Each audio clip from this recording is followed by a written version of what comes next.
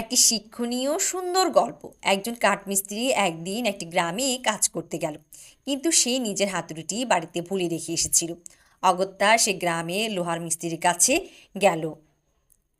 সে গিয়ে বলল, আমার জন্য একটি ভালো হাতুড়ি বানিয়ে দিন। আমার হাতুড়ি বাড়িতে ভুলে রেখে এসেছি। লোহার মিস্ত্রি শান্তভাবে উত্তর দিলেন, হাতুড়ি বানিয়ে দেব, তবে তোমাকে 2 দিন অপেক্ষা করতে হবে। ভালো হাতুড়ির জন্য ভালো লোহা দরকার, আর সেটা কাল পাওয়া যাবে। 2 দিন পরে লোহার মিস্ত্রি হাতে বানানো হাতুড়িটি তাকে দিয়ে দিলেন। হাতুড়িটি এত ভালো ছিল যে কাঠমিস্ত্রি খুব প্রশংসা করলো এবং অন্যদেরও তাকে সুপারিশ করলো। ধীরে ধীরে লোহার মিস্ত্রির দক্ষতা ও সততার সুনাম চারিদিকে ছড়িয়ে পড়ল। একদিন একজন ঠিকাদার এসে বলল, আগেরগুলোর চেয়ে আরও ভালো হাতুড়ি বানাবে। লোহার মিস্ত্রি হাসলো, ওগুলোর চেয়ে ভালো যে হতে পারবে না। আমি সব কাজই পুরো সততার সঙ্গে করি, যার কাজই করি না কেন। কিছুদিন পর শহরের এক ধনী ব্যবসায়ী এলো।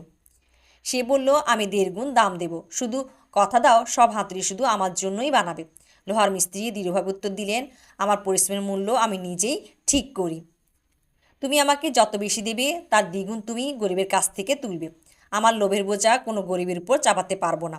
আমি এ প্রস্তাব গ্রহণ করতে পারবো না। ব্যবসায়ী তখন বুঝলো, সততা ও সত্য এমন শক্তি যাকে কোনো প্রলোভন নাড়া দিতে পারে না।